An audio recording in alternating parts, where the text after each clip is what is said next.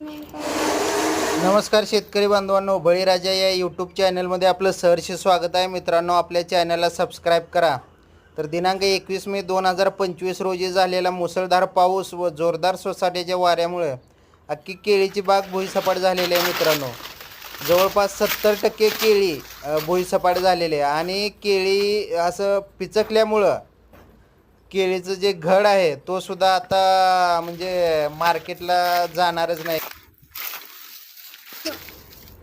कारण व्यापारी हा पल्ल्याला माल खूपच पाडून रेटनं आणि जर केळीला काय जोरदार पल्ले असेल, जमिनीला टच झाले असेल तर घेतच नाहीत.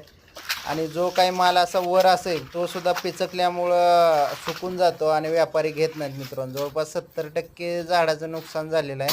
ते 15 दिवसात माल काढायला येणार होता मित्रांनो, आणि सध्या अशी परिस्थिती झालेली आहे.